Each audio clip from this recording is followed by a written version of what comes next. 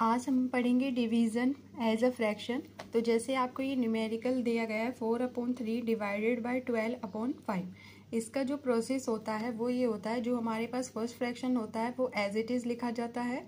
Divide का sign हम change कर देते हैं मल्टीप्लाई में, और जब ये साइन हमारा चेंज होता है तो इस जो सेकंड वाला जो फ्रैक्शन होता है उसका हमने क्या करना होता है, रेसिप्रोकल हो जाता है, यानी कि इनवर्स।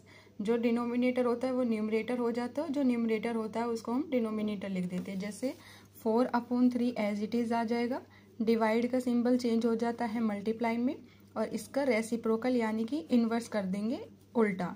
न्यूमरेटर का डिनोमिनेटर और डिनोमिनेटर के प्लेस पे न्यूमरेटर आ जाएगा। ये आने के बाद हमेशा एक चीज़ आपने याद रखनी है इस चीज़ में, ये जो प्रोसेस होता है वो अपॉन वाला यानी कि डिवाइड की फॉर्म होती है।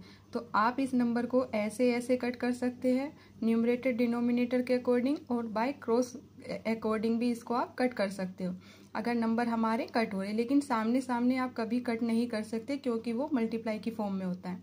जैसे 4 1 जा 4, 4 3 जा 12, और कटना दोनों नंबर एक ही टेबल से चाहिए। ऐसा नहीं कि ये नंबर किसी टेबल से कट रहा है, ये किसी और से कट रहा है तो अलग अलग नंबर से आप उसको कट करोगे, नहीं, वो प्रोसेस गलत होता है। सेम नंबर से ही दोनों नंबर हमारे कटने चाहिए, न्यूमरेटर और डिनोमिनेटर।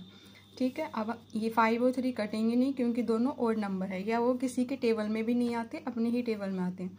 अब हमारे पास यहाँ पे 1 बचा, तो 5 × 1 क्या हो गया 5, और नीचे हमारे पास डिनोमिनेटर में 3 × 3 बचा, यानी कि 3 3 जा 9 इसका आंसर हो गया।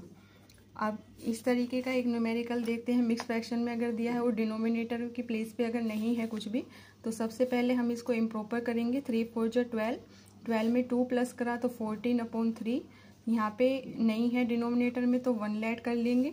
अब ये मल्टीप्लाई में हो गया, यहाँ पे आ जाएगा आपका 1/6। अब देखो ये 2 के टेबल में आता है, 2 3 जा 6, 2 के टेबल में 14 आता है, 2 7 जा 14। यहाँ पे हमारे पास न्यूमरेटर में 7 × 1 है, यानी कि 7 1 जा 7, और 3 3 जा 9, ये इसका आंसर हो गया।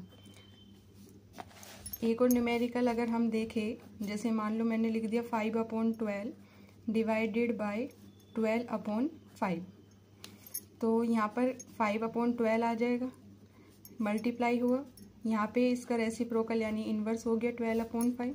अब देखो इससे ये कैंसिल हो जाएगा, 5 1 जा 5, इससे ये कैंसिल हो जाएगा, तो हमारे पास क्या बचेगा, सिर्फ 1, क्योंकि यहाँ भी 1 1 बचा, 1 1 जा 1, 1 1 जा 1, यानी कि इसका आंसर क्या आ जाएगा 1। ये डायरेक्टली भी हम उसको 1 लिख सकते हैं।